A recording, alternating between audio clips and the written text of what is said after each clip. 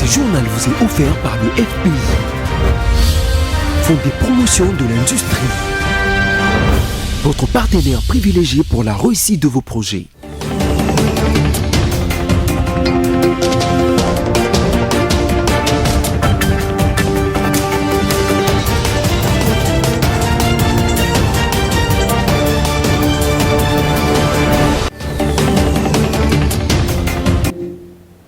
Vous faites bien de choisir BSC-TV pour vous informer. Tout de suite, le sommaire de ce journal.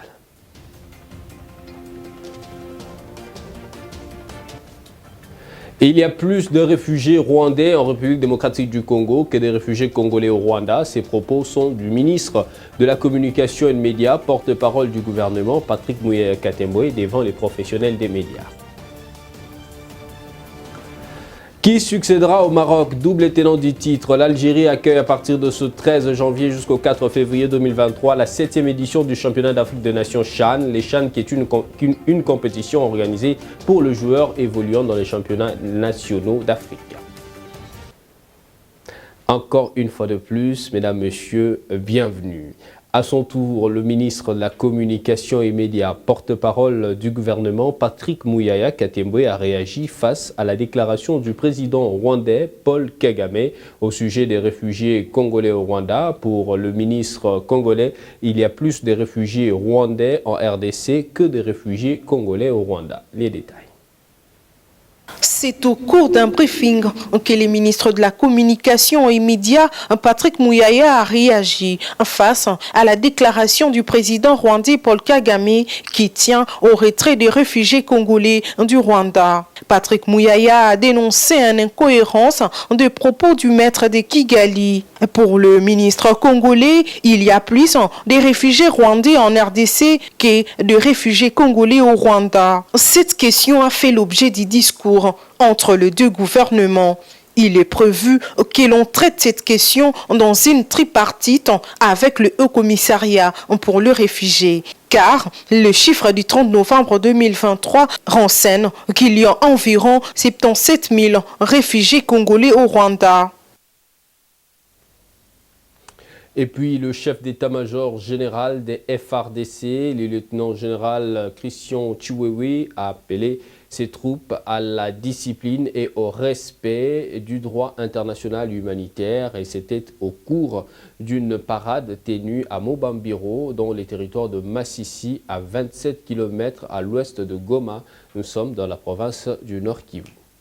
Devant les troupes, le chef d'état-major général des forces armées de la République démocratique du Congo, le lieutenant-général Christian Chiwewe, a appelé à la discipline, au respect du droit international humanitaire au cours de cette parade tenue à Mubambiro, au territoire de Massissi, à 27 km à l'ouest de Goma. Accompagné des autorités militaires de la province, le chef d'état-major de l'armée a visité les militaires qui se trouvent sur la ligne de front à Kanyamaoro, dans le groupement de Baumba, situé dans les territoires de Nirangongo. Sur place, il a réconforté les soldats qui veillent sur la défense et l'intégrité du territoire national congolais. Peu avant ces deux étapes, le lieutenant-général Chiwewe avait rendu visite aux militaires blessés de guerre internés à l'hôpital militaire de Katindo. Il s'y est de rappeler que c'est depuis mardi 10 janvier 2023 que le chef d'état-major général des forces armées de la République démocratique du Congo est en séjour dans le Nord Kivu.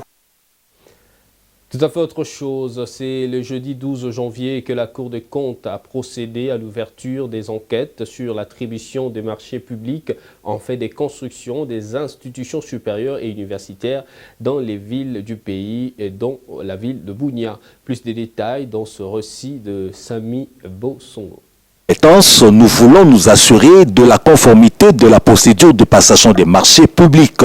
Est-ce que toutes les entreprises qui exécutent les travaux ou auxquels le marché ont été attribués remplissent les conditions requises? Sont-elles en règle avec le fisc? Ont-elles été créées juste pour la circonstance? C'est l'affirmation et les interrogations de l'un des enquêteurs à l'occasion de l'annonce par la Cour des comptes jeudi 12 janvier via la presse de l'ouverture des enquêtes en rapport avec l'attribution des marchés publics publics, dont la construction des universités à Kinshasa, Kananga, Mbuji-Mayi et Bunia. L'Université pédagogique nationale UPN et l'Institut national des bâtiments et des travaux publics INBTP sont du nombre de ces institutions supérieures et universitaires. Le même jeudi, une autre enquête dite de veille budgétaire a débuté auprès des instances judiciaires.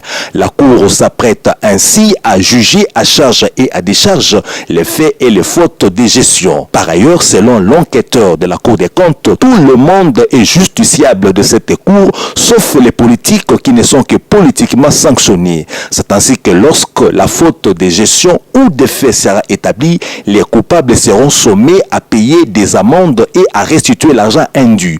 Mais d'après la précision des enquêteurs, étant donné que la Cour des comptes n'est pas juge pénal, elle va transférer les infractions pénales à la juridiction attitrée. Du reste, pour la première fois, dans le cadre de veille budgétaire, il sera procédé au déploiement des hauts magistrats de cette Cour dans les juridictions de l'ordre judiciaire et administratif pour auditer sur le fait de justice. En clair, il est question de savoir si le Trésor public reçoit régulièrement ce qui lui est dû en provenance des organes de la justice.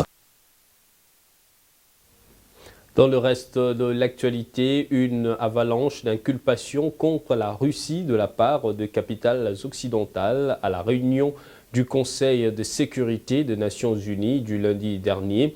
La Russie est accusée d'augmenter la violence en Afrique. Encore une fois de plus, Samy Bossongo pour plus de détails.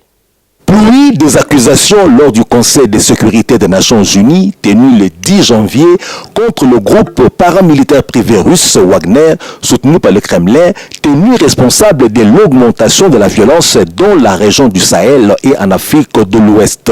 Richard Mills, le représentant permanent adjoint des États-Unis auprès de l'ONU, a lors de la réunion du Conseil de sécurité de l'ONU pour l'Afrique du Sud et la région du Sahel, inculpé Wagner de n'avoir pas pu empêcher la violence extrémiste, d'avoir commis des violences des droits de l'homme et mis en danger la sécurité du personnel de l'ONU et des forces de maintien de la paix. Pour Mills, qui a exprimé la profonde préoccupation des États-Unis quant au recul de la démocratie dans le Sahel, ajoutant que le pays de la région devrait être gouverné par des responsables civils portés au pouvoir par les biais d'élections démocratiques, la crise humanitaire, politique et sécuritaire dans la région du Sahel a provoqué la hausse de la violence extrémiste. Allant dans le même sens, l'ambassadeur adjoint britannique auprès de l'ONU, James Kariuki, analysant les problèmes de sécurité au Mali, au Burkina Faso et dans le bassin du lac Tchad, a exprimé sa crainte que l'instabilité se propage au pays de l'Afrique de l'Ouest, ajoutant que le groupe Wagner joue un rôle important dans l'instabilité de la région. Il fait partie du problème et non de la solution, a-t-il précisé. Même regard réprobateur du côté français, dont la diplomate Isis Jarod Darnold a affirmé que les méthodes de Wagner sont totalement inefficaces dans la lutte contre le terrorisme, attirant l'attention sur l'effet odieux et dévastateur des violations des droits de l'homme de Wagner, y compris le meurtre présumé de plus de 30 civils au Mali et le pillage de ressources naturelles. Cependant, Anna-Eve Stikneva, représentante permanente adjointe de la Russie auprès de l'ONU, a rejeté toutes ces allégations, déclarant que Moscou avait signé des accords d'entraide avec le gouvernement de transition au Mali et avec d'autres pays africains, et soulignant de surcroît que ces accusations étaient destinées à diffamer l'aide de la Russie au Mali. Voilà. Et puis, un diamant super profond a été récupéré à Kankan, en Guinée-Conakry. Ce diamant donne de nouvelles informations sur le processus géologique de formation de la Terre. Samy Bossongo nous en dit plus.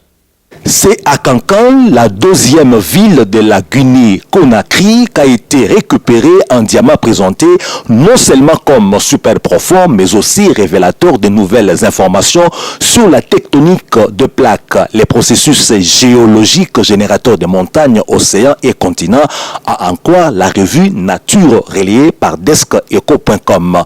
Notez avec nos sources que des diamants super profonds qui proviennent des profondeurs de plus de 300 km km sous la surface de la Terre sont un trésor d'informations scientifiques car les diamants sont les seuls capables de conserver des informations sur l'endroit où ils se sont formés, y compris de nombreux processus physiques et chimiques qui se sont produits au cours de leur formation. Or, la plupart des autres minéraux perdent une grande partie de ces informations au moment où ils remontent à la surface.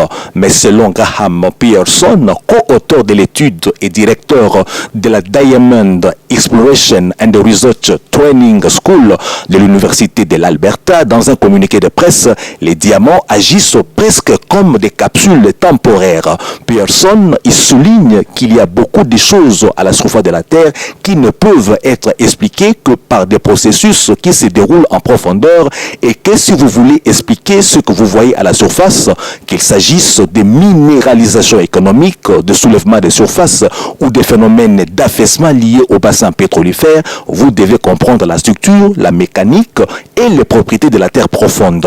Et les diamants est le seul capable de renforcer cette compréhension. Dans les diamants guinéens, l'une des inclusions trouvées était un exemple très pur de l'olivine minérale, dont une variété est plus communément connue sous le nom de péridot des pierres précieuses. La pureté de l'olivine, ainsi que certains des autres minéraux qui étaient des inclusions dans la roche précieuse, indiquent une origine beaucoup plus profonde que d'habitude pour un diamant entre ce que l'on appelle la zone de transition et la zone inférieure du manteau, entre 420 km et 660 km sous la surface de la Terre. Toujours en dehors de nos frontières, le président sud-coréen Yoon Suk-yeol a pris un engagement solennel et ferme à défendre son pays contre les menaces nucléaires croissantes de la Corée du Nord. Les détails. C'est le jeudi 12 janvier 2023 que le bureau du président sud-coréen Yoon Suk-yeol a déclaré que le récent commentaire du président sur la possibilité que la Corée du Sud possède ses propres armes nucléaires est l'expression de son engagement à défendre la nation contre la menace nucléaire croissante de la Corée du Nord. Mais il faut noter que c'est le mercredi 11 janvier que le premier citoyen sud-coréen a donné cette précision lors d'une réunion avec le ministre des Affaires étrangères et de la Défense, déclarant que si les provocations de la Corée du Nord s'intensifient, la République de Corée pourrait déployer des armes nucléaires tactiques ou posséder ses propres armes nucléaires. À l'analyse d'un responsable de la présidence sud-coréenne interrogé sur la question, Yoon Suk-yeol a voulu de la sorte affirmer la fermeté de son engagement face à l'escalade de la menace des armes nucléaires de la Corée du Nord.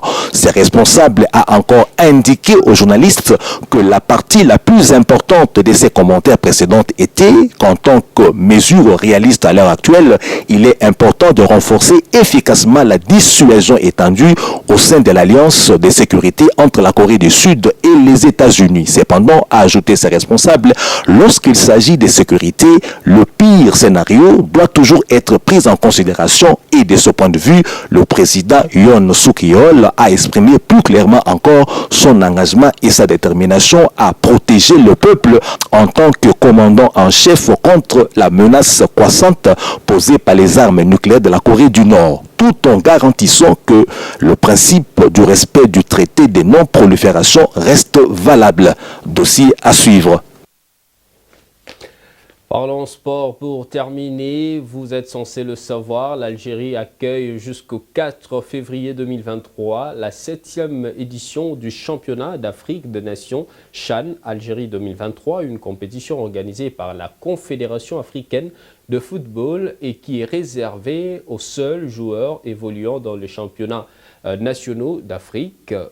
Voici le calendrier de cette 7e édition avec Roger Matali. Au total, 18 équipes participent à ces championnats d'Afrique des Nations CHAN Algérie 2023.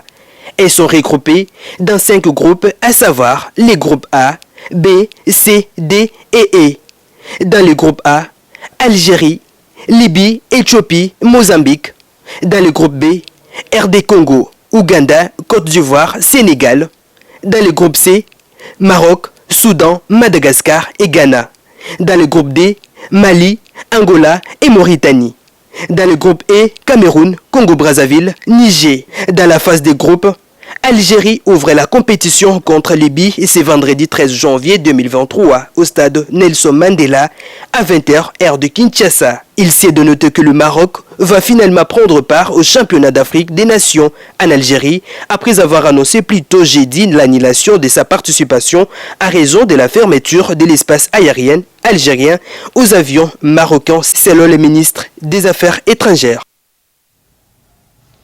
C'est sur cette note de sport que s'achève ce journal, mais avant tout, le rappel de principaux titres.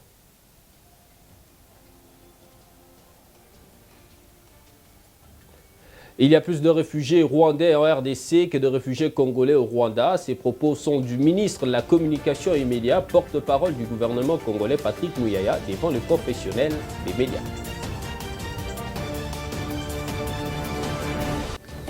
Qui succédera au Maroc, double tenant du titre? L'Algérie accueille jusqu'au 4 février 2023 la 7e édition du championnat d'Afrique des Nations CHAN. Le CHAN qui est une compétition organisée pour le joueur évoluant dans les compétitions nationaux africaines. Merci à vous d'avoir suivi ce journal réalisé par l'ensemble de la rédaction de BSC TV. Restez fidèles sur nos antennes. On va se retrouver sans nul doute la fois prochaine. Mesdames, Messieurs, ça sera avec le même plaisir. Portez-vous bien. Au revoir et à la prochaine.